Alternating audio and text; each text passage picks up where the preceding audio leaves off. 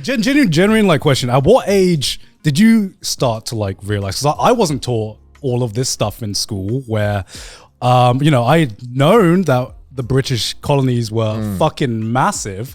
Didn't know why the British Museum had all of like the artifacts from all over the world that were never returned. That was just something I was just not taught in school about. Yeah. Like, well, I remember we were learning. Just spawned there. Yeah. It's just like, the countries must love our kingdom so much. That's why they're gifting us all of these things. Yeah, that's why they're gifting us all of these things, and we're just putting it on display. And that's just a part of history, man. I remember we were in school, and because I took history at A level. Yeah. I love history. I've always been really fascinated by history.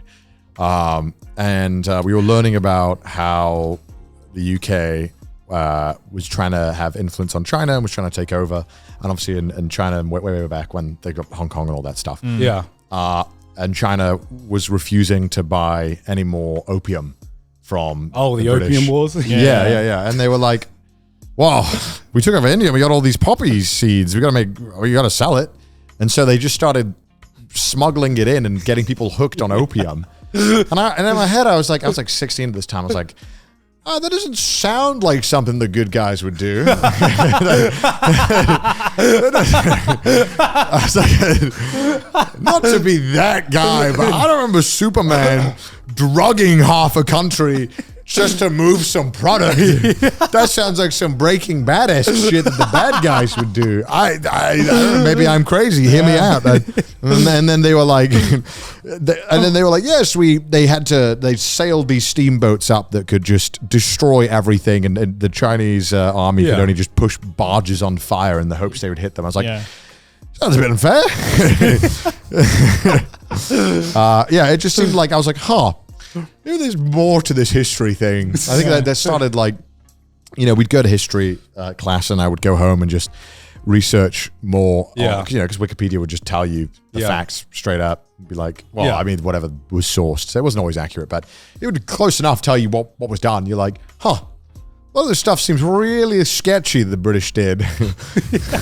It's like, they built railroads in these impoverished countries. Wow, good. Oh, that's good. They built only railroads to mines and not any useful ones people can actually use, and they're all fucked and they can't be maintained, and they left. And they left it so fast that it started the Civil War, and there's been war for 50 years. You're like, we didn't do a good job. We just did the wrong thing. Or how we British, Johnny Harris made a fucking 9 billion videos about maps in British world, and they would just draw random lines of maps that would cause wars that are still going on today. Because we were so smart. Yeah. And it's like, well, we definitely caused so many goddamn problems. Yeah, I mean... And then you skipped out of it and you were like, we've never lost a war. I think it's a good thing that the internet exists now, because I didn't really reach my consciousness before like the internet, because... In our age, because now there's like so much misinformation that you can read about everything. Yeah, that's true. Well, yeah, because like the fact that people, I mean, not to, could have... that it's very common now. People just believe that certain very, very major historical events didn't happen, and that they can believe that is mind-blowing to me. Yeah. And so telling of the power of information on the internet and how disinformation and misinformation can be so dangerous. Yeah, I feel like with the way the internet works now, with all freedom of information and everything, it's kind of like, it feels like we got like the monkey paw wish. It's like, you want access to all the information in the world? That sounds amazing. All the information in human history, everyone's gonna get smarter. But all of it's wrong. I think some of my, like, you really like, I'd say like modern history, right? Yeah, I like modern history. Because I'm like really into like ancient history. Yeah, I remember. Like I honestly, like, when I got into, like, I guess one of like the periods I think is most interesting is like Chinese history, actually. Yeah. And like Roman history and like, ancient Greece and stuff like that. Well, those are cool because there's like literal thousands of years that you can trace back on. Yeah, exactly. So much happened. Like Roman history is like Emperor Chadius Maximus threw games and defeated the Persians, and then like Chinese history. God, I wish those Chinese. Yeah, I mean, it kind of feels like that, Please tell me there's a Chinese Maximus. And then like Chinese history is just so. My firstborn son. Chinese history is like so weird because it's like the amount of times that China has just been broken up as like a fucking country. It's just like, there was a minor dispute about the farmland, so somewhere in China. 70 trillion people died in this war. Also, the war lasted 500 years. I'm like, what the fuck was going on? And then they all came back together and held hands. And then they came back together for 1 year. And then it broke up again. And I'm like, what the fuck is going on? Mind, bro. Yeah. It's history. I feel like I've only gotten more interested in history as I've grown older. I don't know if this is an age thing, because personally, you realize the most interesting shit that you can conceive of is just all in real life when it's happened at one point, or crazy stories or crazy things people have done. Yeah, 'cause you're like, oh my god, a real fucking person did that. Yeah, I kind of get that feeling, because I feel like a problem is it's just how boring history is in school. I don't know. I thought it was taught in a very, very boring way. Yeah, I thought it was mad boring. Yeah, like I don't feel like. I don't know. For me, I always found it interesting, because I found it like it's like looking into another world, but a world that happened and existed and it's gone. Did you have a good history teacher though? I think it was okay. Yeah. I think I was just so fascinated in the thought of being able to tap into this knowledge of periods that have gone and learn That's all how you know about he's them. a true history fan. Yeah, I just thought that was so like even learning about like 1950s America felt like so alien to where we were in the 2000s that it was like, what the fuck? I can't imagine like this time and this place existing. Yeah. And learning about that I thought was so cool as a kid. Yeah, I think to me the reason I really enjoy ancient history as opposed to like more like modern history is because, you know, I never really found World War II or like kind of like the 1800s that interesting, just because it felt more tangible than like ancient history. Like, so it's closer to our proximity. Yeah, because like you still see, like, I don't know if they're like when the last World War II veteran is going to be around for, but you know, when I was growing up, there was still like many war veterans and stuff like that. So it still felt like a tangible thing. And I don't know why. Maybe it's the escapism part of my mind where I'm like, oh, ancient history. That's a fake thing. That didn't really happen. You're treating it like an isekai. Yeah, I just think about how fucked up these dudes must have been, especially dudes, because you forget about it, right? I think we always think about World War I and World War II as such separate things. Yeah.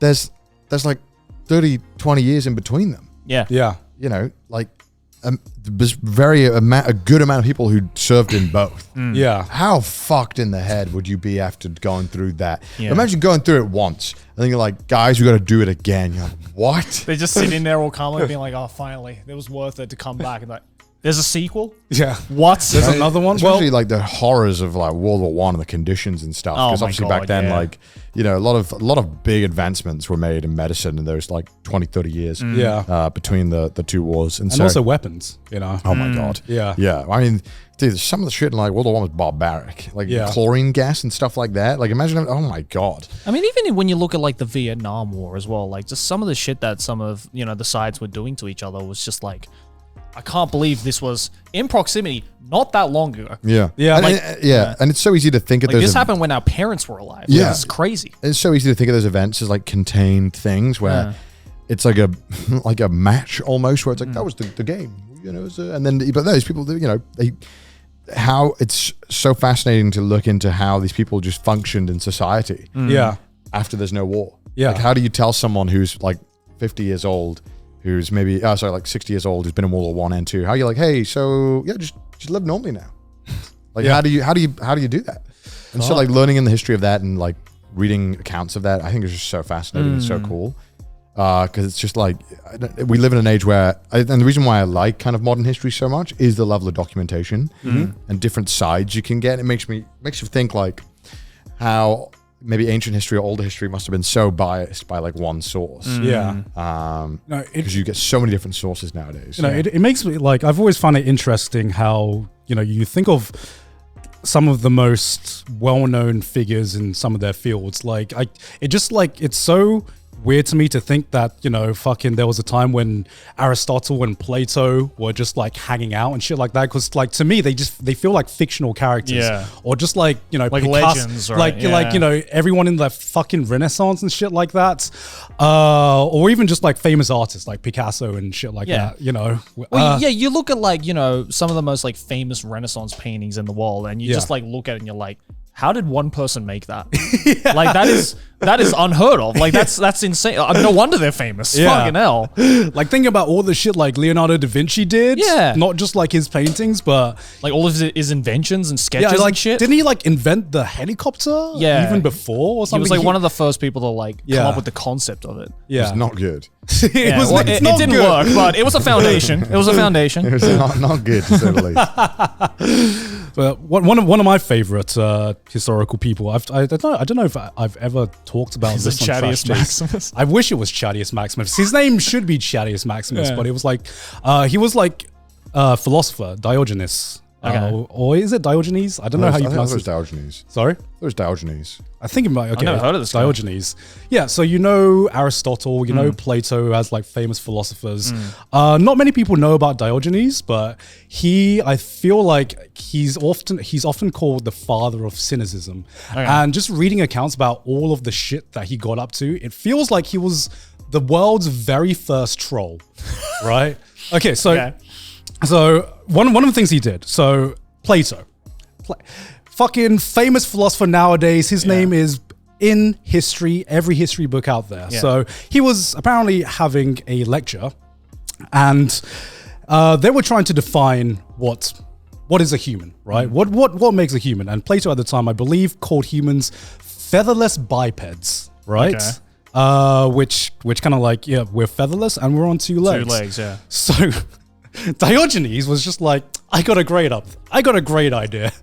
So what he does is he takes a chicken, plucks all the feathers out, walks into Plato's lecture, plops the chicken on the table, and he goes, "Behold, man." And I'm just like, I like, you read accounts of all this shit, and I'm just like, this shit happened. We look at ancient Greece and like, you know, all of this time where they fathered philosophy and all this shit, but I'm just wondering how much troll shit actually came down. Well, I mean, actually you know, went down. in order for all of these like amazing philosophical ideas to actually, Yeah. you know, keep their ground to the point where it was taught for thousands of years afterwards in history books. Yeah. I mean, I'm sure they went through a ton of trial and error. You know, Yeah. like I'm sure like for every great idea, there was probably like, you know, Aristotle on a bad day being like, so does shit actually smell bad, or is that just like our perception as humans? Let's discuss. Let's like, no, let's scrap that from the history book. This is bullshit. Let's get to the actual good shit, right? So like, I can see why there would have been philosophers out there like Diogenes to just be like, yeah, let me just like limit test this like ridiculous idea that is philosophy. Yeah. And like see if it actually holds any ground. And I think it's because of people like that, you know, Plato and Aristotle were like, yeah, what we said was legit. Yeah. We got this fucker right here trying to like prove us wrong.